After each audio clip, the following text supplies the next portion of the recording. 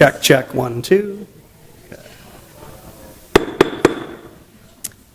All right, good afternoon, ladies and gentlemen. We'll go ahead and get things kicked off here. Welcome to the monthly meeting of the City of Des Moines Zoning Board of Adjustment. This board has the power under Iowa law and the zoning ordinance of the City of Des Moines to hear and make decisions on requests for variances and exceptions from the regulations in the zoning ordinance, to review conditional use requests, and to consider appeals from any decision of city staff in the administration of the zoning ordinance. The members of this board are citizens of the City of Des Moines, and they have been appointed to this board by the City Council.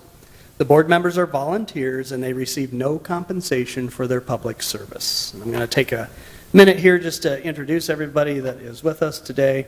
On the audience's left is Heather Ann Rowe. Next to her is Marlis Jones. On the audience's right is Tom DeCio. Next to him is Dave Gare, and then Rhonda Cedillo. I'm Mel Pins, the board chair. I'll introduce our city staff who will be assisting today. First of all, to my left is the Board of Adjustment's legal counsel, Mr. Gary Guidelock. Down here to the audience's left on the sidebar, we have Bert Dross, Deputy Planning Administrator, Frank Dunn-Young, Senior City Planner, and Chris Heilskov, Zoning Enforcement Officer. All of our audio, video, meeting moderation is being done by Carlotta Wolder, who's sitting right down here in front. I'll cover the meeting's procedure here briefly. For those of you that's your first time in front of us, don't be worried about the process itself. We'll guide you through that. But to give you a little background here, first and foremost, the Zoning Board of Adjustment is a quasi-legal board. This hearing will be conducted within the procedures and format as authorized by Iowa law and this city's ordinances. This meeting is open to the public, and the meeting is being recorded by both audio and video for a legal record of these proceedings. The board members have each received a copy of the agenda and the staff recommendations, as you will see here on the screen. If you don't have a copy of the agenda and the staff recommendations yet, they're in the little black trays here by the door. So when I'm through with my opening remarks, feel free to step up and grab a copy. The board is required to base its decision on each item based upon the criteria established by law for the type of relief sought by the appellant. The law applicable to each case has been identified in the written staff report. If the facts, as determined by this board, demonstrates that the criteria established by law for granting the relief has been satisfied, then the board must grant the relief. Otherwise, the board must deny the requested relief. Each item will be announced in the order that it appears on the agenda. Items listed on the consent portion of the agenda, which is our first portion or segment of the agenda, are not planned to be individually discussed. Rather, they will be considered for approval in accordance with the recommendation in the staff report, unless the appellant does not agree to the conditions recommended by staff, or if there's an individual in this audience or a board member that requests that the item be removed from the consent agenda so that a full discussion on the matter can occur. For our regular portion of the agenda, after an item's been announced, city staff will first give a brief overview of the appeal. They will present any written comments that have been received prior to the hearing. Then the applicant or their representative will be allowed up to 10 minutes to present their appeal. We'll then move to the public comment portion for that item on the hearing, and anyone wanting to speak in support of, in opposition to, or even in neutrality of an appeal will be allowed up to 5 minutes each to present their comments.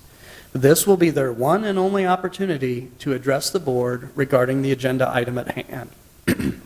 Once all concerned citizens have spoken on the item, the board will then ask any additional questions of city staff, and lastly, the applicant will be given 3 more minutes for a rebuttal or other closing comments if they so choose. All speakers must only speak from the podium here at the center of the room. We got a little microphone there by the screen. And before beginning their presentation, you must give first both your name and address of business or residence as appropriate. In the event, you may need to be contacted for legal notices related to the outcome of this appeal. All speakers must remain courteous and focus their comments only upon those facts that demonstrate whether or not the criteria established by law has been satisfied. Speakers are asked to ensure that they're respectful of time considerations. If necessary, the board chair will limit further comments by a speaker if they exceed their time limitation. After all comments, the board chair will then close all comments on the agenda item. The board will immediately deliberate the request. We'll make a decision here today on the appeal. Please note that it always takes at least 4 affirmative votes for any zoning appeal to gain approval. And this is normally a 7-member board. We had one board member who resigned. Sorry to see him go. So the council will be filling that seat here hopefully shortly. So we have 6 of us here today. If your appeal is approved today, we'd ask that you wait until at least 1 week from today's hearing. If you need to contact the city's Permit and Development Center to obtain any necessary building or sign permits that are related to your appeal.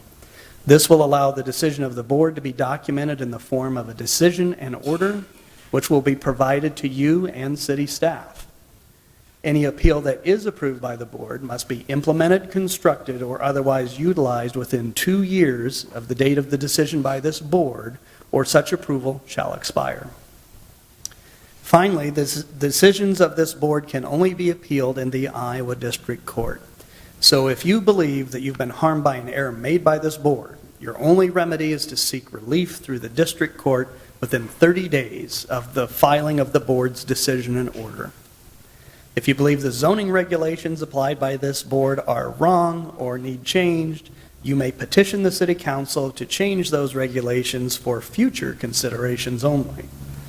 All material written or otherwise used today as part of any presentation is part of the permanent record.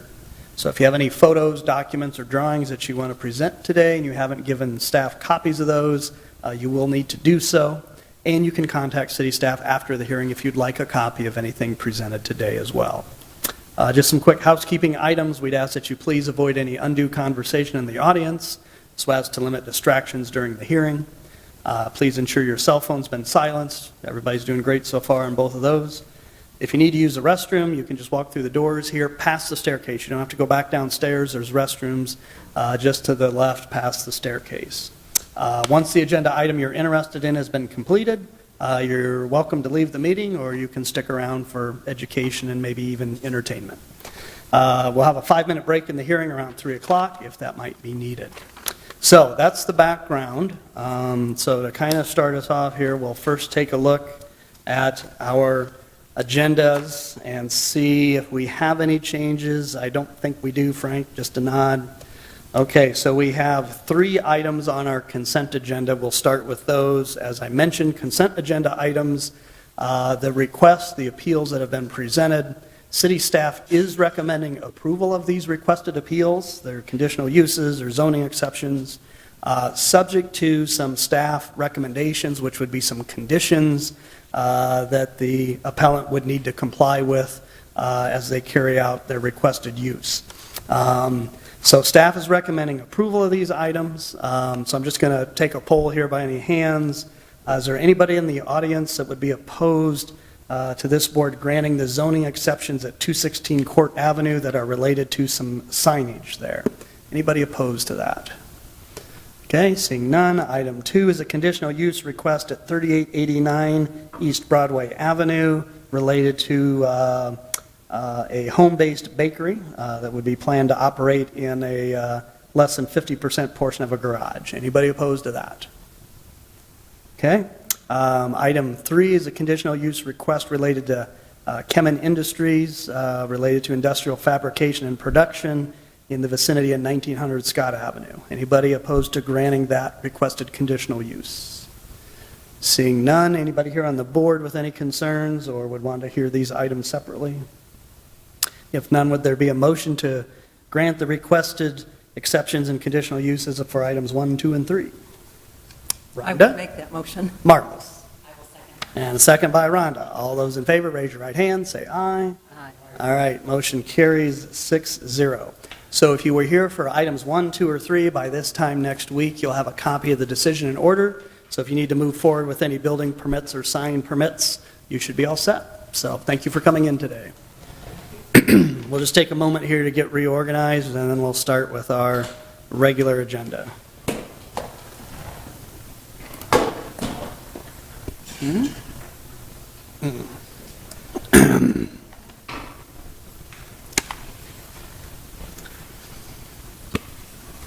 Okay, for our regular agenda, it appears we just have one item today, and that item is a conditional use request for the potential operation of a liquor store per se, conditional use at 4425 Hubble Avenue, and we'll start off with Frank giving us some background on this.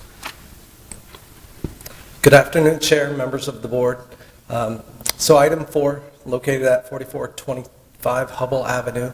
The proposal is use of an existing approximately 4,400 square foot building for liquor store use with sales of alcoholic liquor, wine, and beer.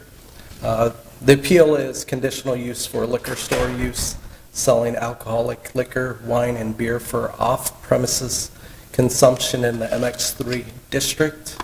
I'll go ahead and go through some slides to kind of set the location. You'll see the cross-hatched parcel that's right on the corner there of East 44th and Hubble Avenue. That is the property.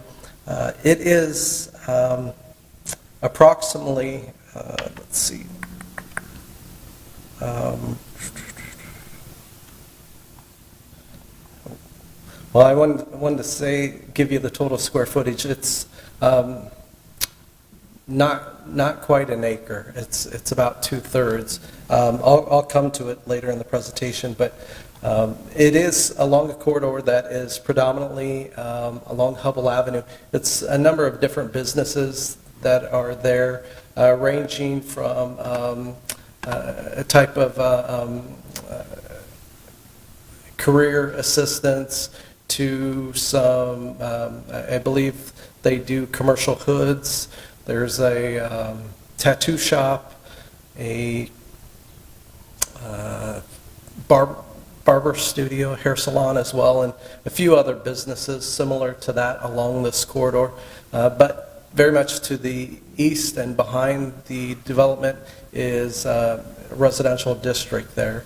And so what you'll see on the parcel is the building fronts Hubble Avenue, but behind it is a residential home on the same parcel that will be maintained as a rental unit. And some of the pictures that I'm pulling up, this aerial, for instance, will show a little bit more of the context. So here is the parcel, and here is the home. What you'll see is the building itself would have an entrance off of Hubble Avenue that would have a one-way circulation pattern that would come off and exit there at East 44th Street. Now the residential home, that is, the access is off of East 44th, and we'll have some pictures that kind of show that a little better. So there is the residential home. And this would be facing south at the end of the building. As you can see in the rear there, that's where the residential home is back there. And this would be facing east, across the street, across Hubble. And this is their layout plan. So once again, here's the project building. As you can see, they pull in here. There's a number of parking stalls, and they exit there over to East 44th. The notation here is incorrect. It should say East 44th.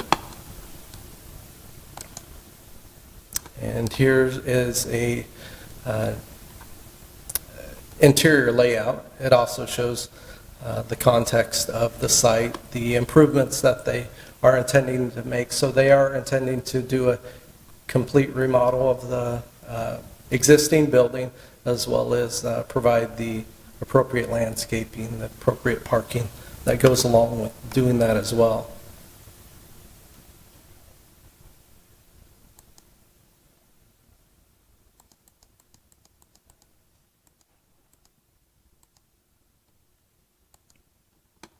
And so staff is recommending approval.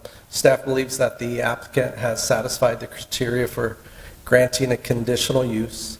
The use is allowed in the MX3 district, subject to being granted the being granted the conditional use.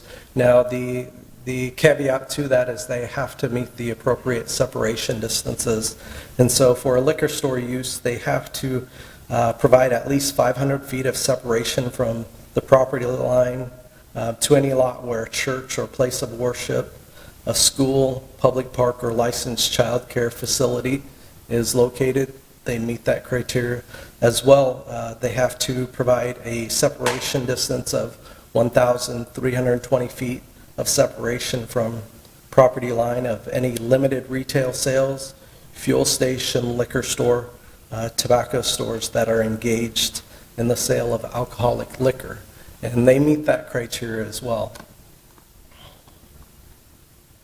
And so staff is in support of the liquor store use.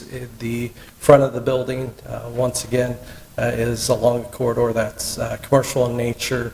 The traffic is for the facility is all towards the main Hubble thoroughfare, and then the building provides a wall of separation to the east. And so here are the conditions of approval that staff is recommending, and I'll just scroll through those.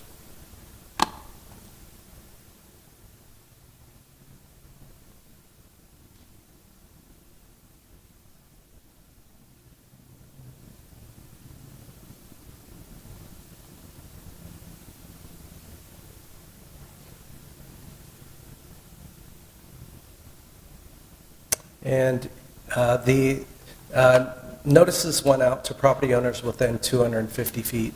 And so we did receive some cards back from, well, it's 3 properties that, as you can see here, provided cards. These 2 properties appear to be owned by the same property owner. And I'll go ahead and pull up their comments for you to read.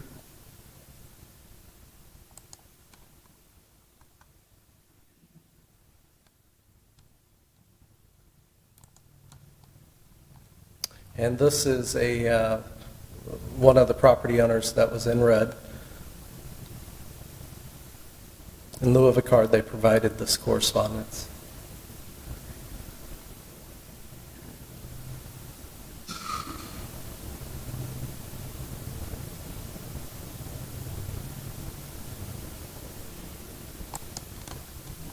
And the appellant did send out neighborhood notices. So this was the notice that they had sent out. And here is the summary. See if I can zoom in on that a touch. 4 people attended the neighborhood meeting. And I will let the applicant expand upon the summary, but some of the issues were, what I believe to be, the context of the area and how it's been transformed, and then the amount of development and the traffic that has been created as part of the development as well. Now, we did ask for whether or not there had been any police calls to the property, and there have been no police calls. And that concludes my presentation. What questions do you have for staff? Board members, any questions for Frank or staff? Just very briefly, Frank, so this is just for a conditional use. There's no variance request here because it's already separated far enough from certain facilities, child cares, places of worship. And 1,320 feet, that's a quarter mile, correct? Mm-hmm. So it's more than a quarter mile away from any other alcohol sales. Mm-hmm. One question I did have on your conditions, I think it was number 3, if I'm correct, about signage, either on the building or even behind the windows that would be visible. You've got a condition that that basically, if there's anything that mentions alcohol, it should just say wine and beer sales. It can't say, Coors Banquet or Head for the Mountains or stuff like that, right? Mm-hmm. Is that because in this case, this is a mixed-use district, and so you're wanting to kind of calm the impact visually? Yeah, yes. So we would look at the context of the area, and we would look to make sure that there isn't a proliferation of the many different brands that you could have. So this Right. generically will tell you that you can pick up those items there, but it's not going to list the several different types of rum or beer, things like that. Yeah, no big illuminated Captain Morgan in the window or anything like that. Right. Gotcha. Okay, all right, well, that's all I've got. Anybody else? Okay, all right. So the way the hearing works then, for step 2, applicant or representative of the applicant, and/or both of you, you've got up to 10 minutes. If you would just introduce yourself or yourselves with your appropriate address, you've got the floor. Sure. My name's Lloyd Ogle, attorney for the applicant, 301 East Walnut, Suite 2, Des Moines, Iowa. I represent Cypress Properties.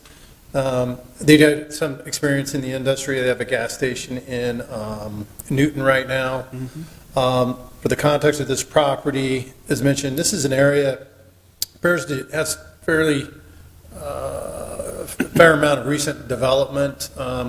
East 44th is an older neighborhood, probably modest single-family homes that probably put in the 30s and 40s, and those were the neighbors that attended the meeting that were expressing concerns and probably weren't real thrilled to hear about a potential convenience/liquor store coming in here. Farther to the northeast, there's several new developments that come in. Directly northwest, there's another development that's come in. And my perception is that more is coming, and it does appear that traffic on Hubble in that area is increasing. But we think it's a good location, both to pick up corridor traffic as well as to serve residents in that area. As I advise my clients,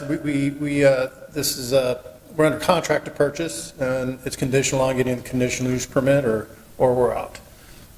This will be a substantial investment. We think around $800,000.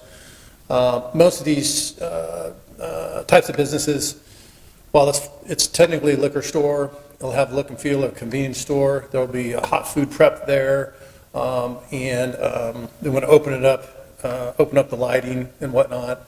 But we think, given the development that's coming, that it's appropriate and will help serve the neighborhood.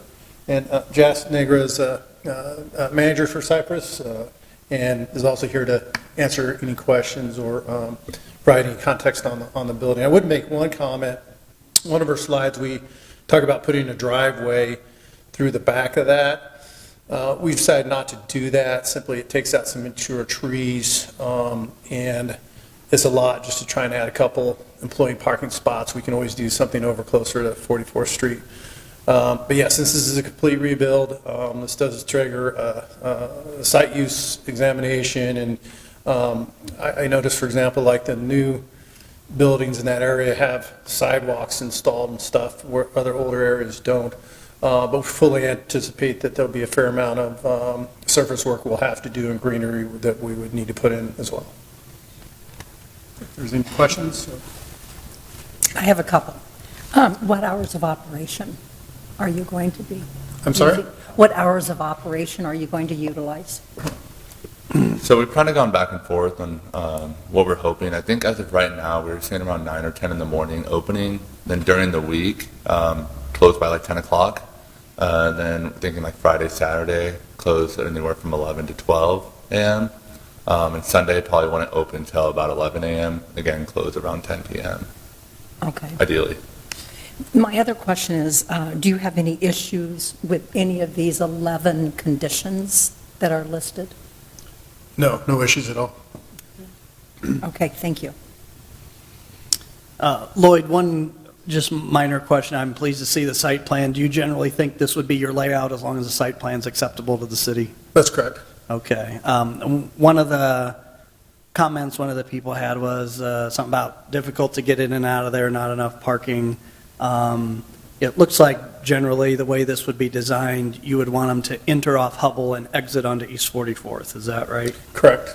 So while still meeting the signage requirements for the city, would you then have pretty clear signs that say like entrance only, exit only? And Yeah, absolutely. I don't think Yeah. the city would require stuff, but I don't anticipate, most of that traffic's going to enter from Hubble, from Right. Moines south. Right, but as long as they kind of figure out as they back out, how they're going to get back at, because it looks like all the spots are kind of angled or pointed toward the Hubble That's correct. being the main entrance. Yeah, as long as you've got a way to kind of, direct and control your traffic to kind of help with that, that was just one minor thing I'd be curious about. Okay, and Hubble Avenue, if I'm correct, it's still federal US Highway 6, correct? Technically. Yeah, but so it's like a major corridor, it's just not a neighborhood side street. Right, Yeah, there's already a lot of traffic on that. yes. Okay. All right, thank you very much. Anyone else? All right, thank you, gentlemen. You can go ahead and sit down for a few minutes. We'll see what the large audience thinks. Is there anybody here to speak in support of the applicant's request? Anybody to speak in opposition? Anybody to speak even in neutrality with points of interest? Seeing none, anything, Chris, you want to add? Okay, any further questions for staff? All right, then we'll close the public portion and go to board deliberation. What do you think? You know the neighborhood. And Marla, since we're in our own discussion, it looks like there was a heating, cooling business. Has that been kind of a primary use, like contractor or something? Okay, all right, looks like a decent building, but was probably built and functioned as a contractor's place. And it would definitely need updated. Okay. Yeah. All right, And, and not a ton of traffic in and out of it over the years, but some. Mhm. But Hubble has gotten extremely busier Sure. over the years. lots of new stuff on the northeast side of Des Moines, as well as Altoona and Bondurant, Many more stoplights. Yeah, there's even a new place with a big adult pool. So, So looking forward to that. any other thoughts? Yeah. I'd like to make a motion to go ahead and approve with the conditions listed. Okay, and that's based on, you feel that, based on the conditions presented, it wouldn't cause any undue impact to the character of the neighborhood, increased noise, congestion? I wouldn't think so, Okay, but that will Generally be speaking. monitored, of course. right. Yeah, It is, yeah. And there's Okay. lots of liquor stores. I don't know how much business they can continue to get, but well, as long as they're a quarter mile apart or more, then they That's right. compete. Who's left standing? All right, so there's a motion with staff rec and conditions. Would there be a second? All right, and there's a second by Rhonda. All those in favor, raise your right hand, say aye. Aye. All right, I don't see anybody opposed, so then that motion carries 6-0. So congratulations. Work with staff on your site plan, your signage, and we'll see you when you're open. All right, thanks for coming in. Okay, I think that's it for our specific site items. If everybody has reviewed the minutes of the last meeting, we'd be approving the April 24th minutes. Any corrections? If none, would there be a motion to approve? I will make that motion to approve. Motion by Marla, second by Rhonda. We just like We're to have just having a fun. team. All those in favor who were here last month, say aye. Aye. All right, let's see, that's 1, 2, 3, 4. Tom, you were here, Dave was not, right? Okay. All right, so Carlotta, you got that okay? All right. So approval of the minutes, 5-0. Any other business? Okay, seeing none, this hearing is adjourned.